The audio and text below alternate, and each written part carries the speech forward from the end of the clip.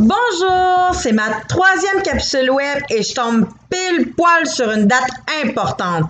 Aujourd'hui, on est le 6 mai. Vous vous demandez sûrement pourquoi cette date est importante. Et oui, c'est la journée internationale sans régime.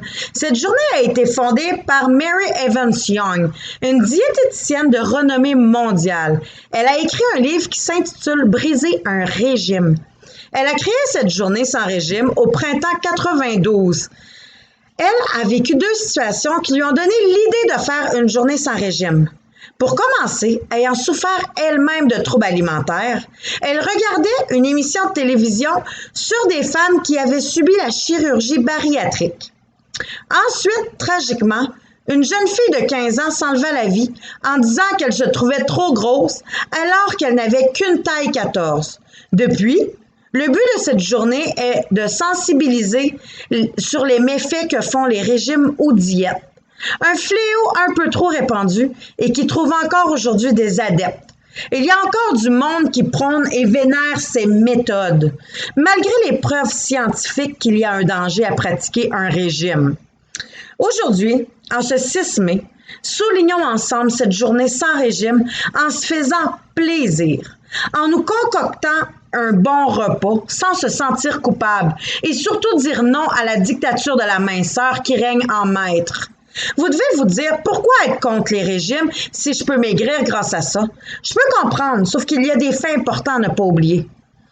Premièrement, les régimes sont source de souffrance psychologique intense et durable. C'est justement ce que Mary Evans Young avait remarqué. C'est tout à fait logique. Vous ne pouvez pas manger ce que vous voulez, surtout pas ce que vous aimez. Ensuite, on vous impose des quantités et que, en plus, c'est fait par des supposément experts.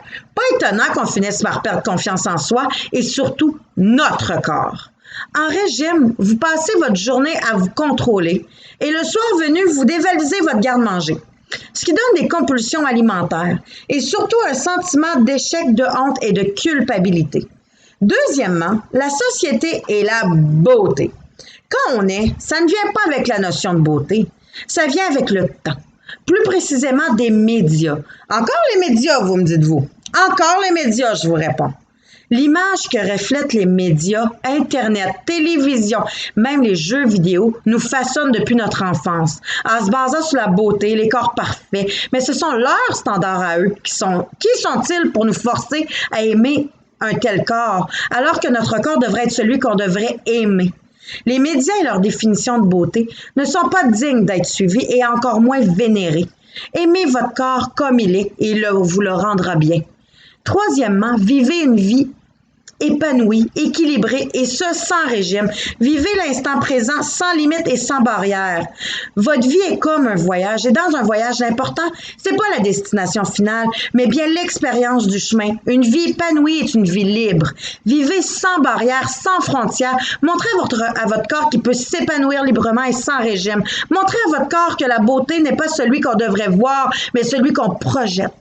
Une vie équilibrée est une vie saine avec de bonnes habitudes qui nous procurent du plaisir. C'est un moyen de montrer à notre esprit et à notre corps qu'on peut avancer et se sentir bien, des états d'esprit que les régimes ne peuvent pas nous procurer. Vivez, riez et épanouissez-vous. Profitez de la vie.